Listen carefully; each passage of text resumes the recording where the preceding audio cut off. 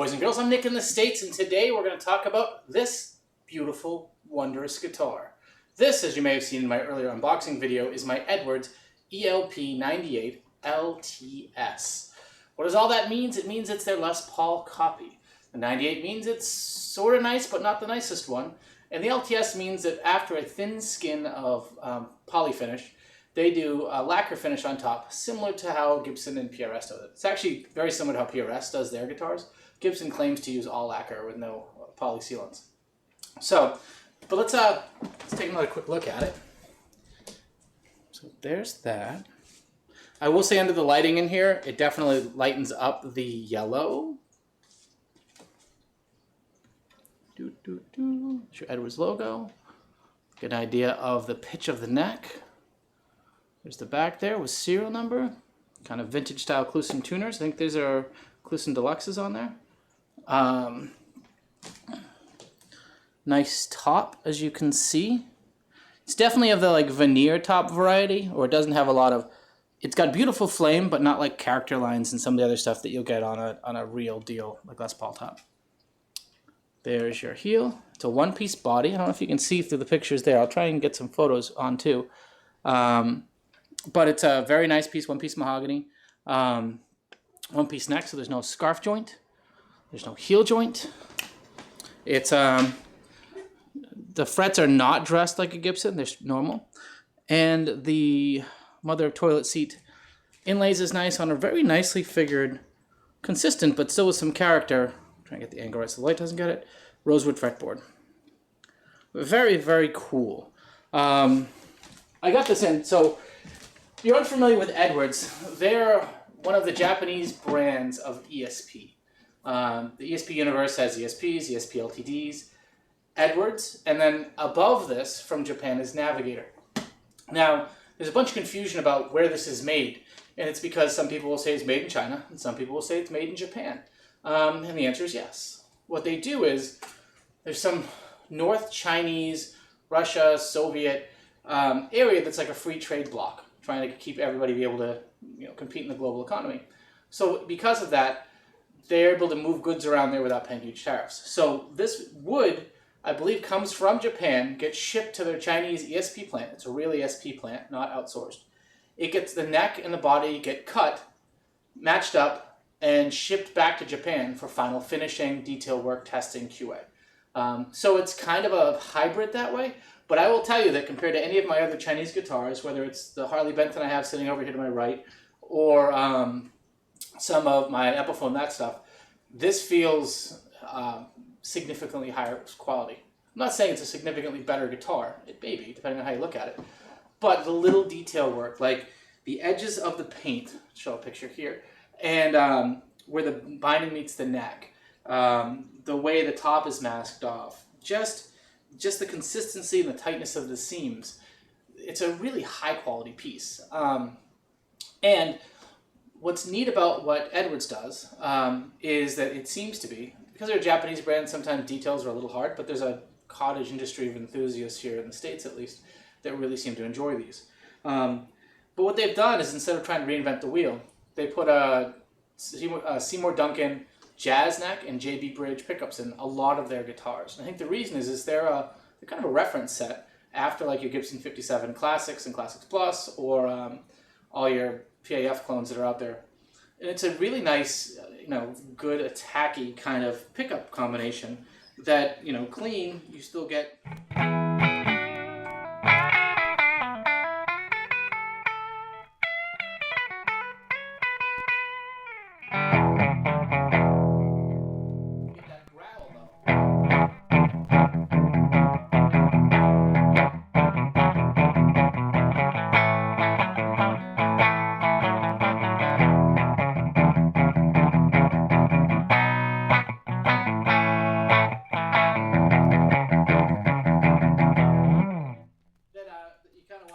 That's the bridge. The neck is a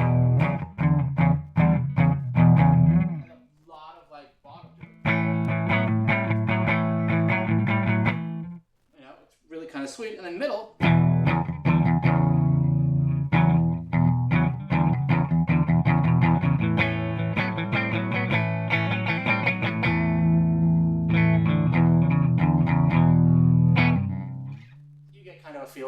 more in between and some of that dissonant kind of stuff that makes the middle pickup so awesome for rhythmy things, jangly things.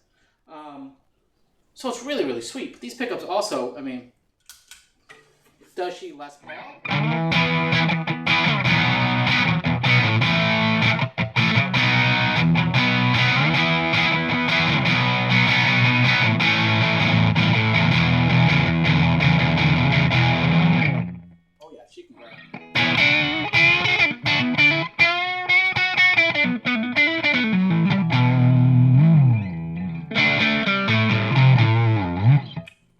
She screams. She does the...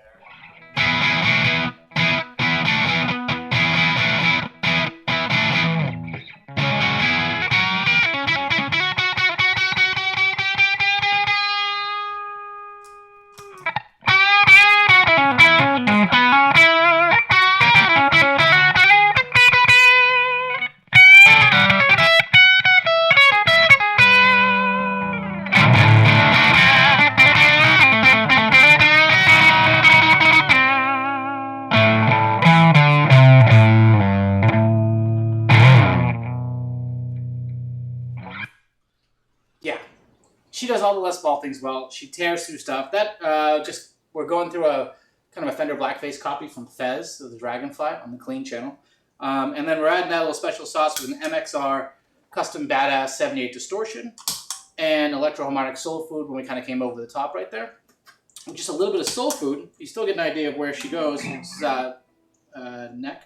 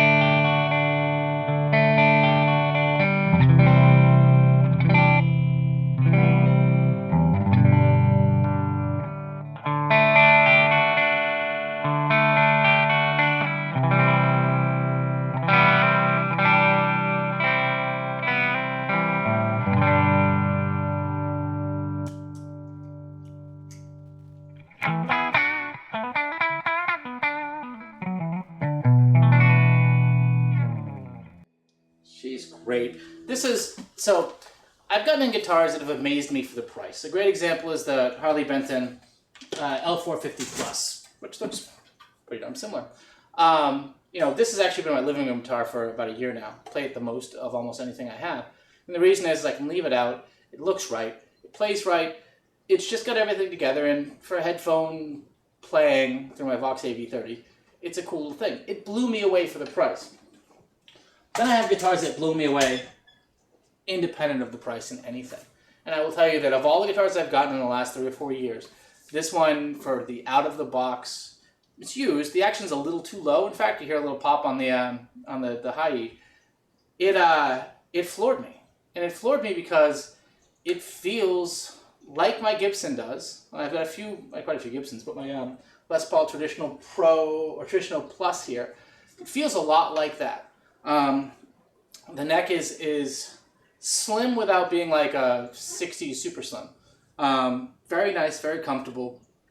But the feel of the lacquer, you do feel it. You notice it.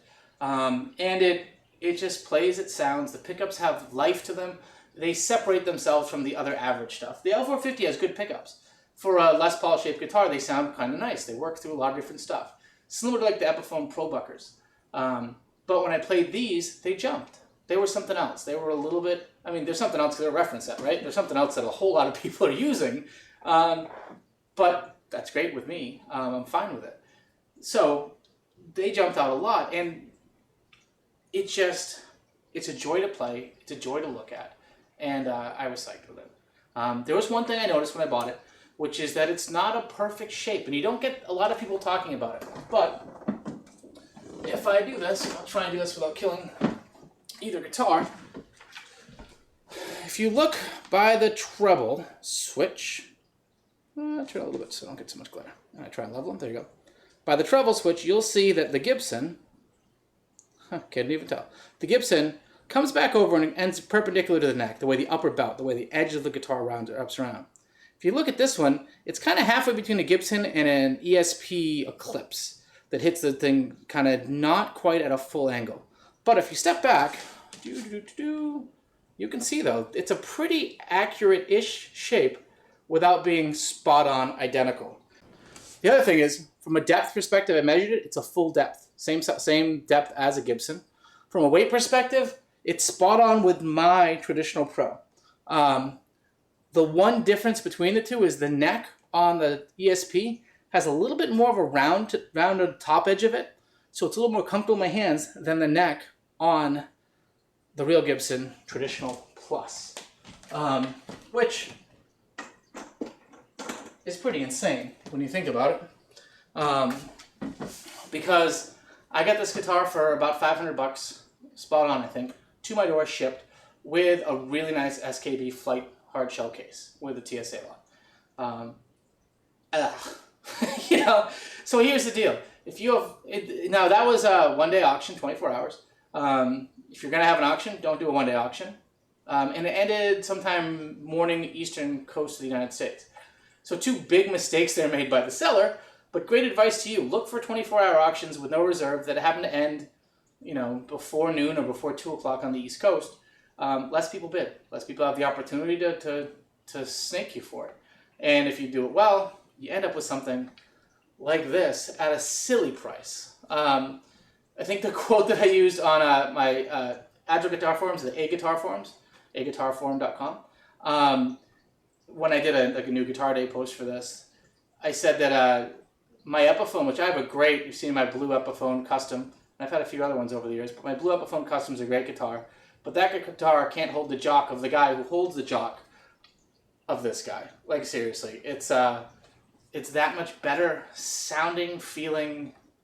It feels great. The last thing I can say is the neck, right? Like that little bit of a rolled top edge. Michael Kelly does it with their guitars. A PRS USA has them. But the SEs kind of don't. They don't quite have that last little bit. And this does. And it's great. And they make a full line. They make a custom style one. They make gold top. And they make these. Now this is the Lacquer taste, ends in LTS. Those are the ones that have been sprayed over with some lacquer and they feel a little bit more Gibson-ish.